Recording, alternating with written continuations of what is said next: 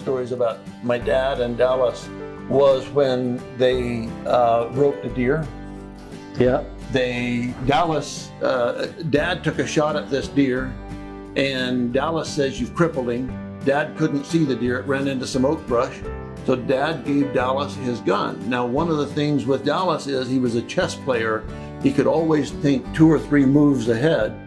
Dad said, "Dallas, I don't have any extra shells." And I could see your dad scratching his head going, "What's that guy up to?" Yeah, well, Dallas took the gun and he shot up all the bullets out of that gun, and he gave the gun back and he says, "Now we've got a crippled deer.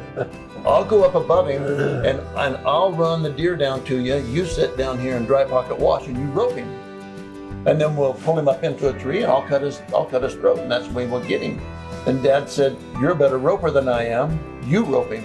Dallas says, "No, you crippled him. You've got to rope him." So Dad sits down. There's no way you're going to catch a deer. Nobody is going to rope a deer. That's just the long and the short of it. So Dad sits in the bottom of the wash. Dallas climbed up above him and ran that deer off of the hill. And the deer came down and actually hit right behind my dad. And Dad just took this loop and he threw it over his shoulder and settled right around that deer's horns. I'll be damned. And Dad was tied on hard and fast, so there's no way to turn loose. That deer, he said, hit the end of that rope going in 3 or 4 different directions, kind of like if you had caught a cat.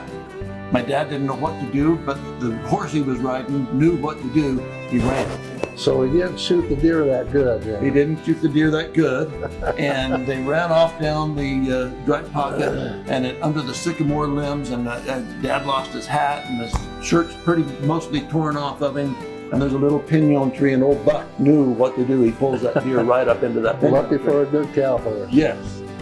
So now Dad and the deer and Buck are all standing there heaving and puffing, and there's no Dallas. So Dad starts looking, and where could Dallas be? And he said it sounded like somebody was strangling. And he looked up, and Dallas is sliding down the hill feet first, beating the ground with his hat, laughing. Dad got his attention, and Dallas took 30 minutes to come on a little 5-minute ride to come down there. And Dad said, "Dallas, get down here and cut this deer's throat." And so Dallas rides up, he steps off the horse, and he stepped back on. And he said, if I do that, you'll jump up and give the deer slack, and that deer will get me. Dad said, "No, Dallas, I want to be loose from this deer."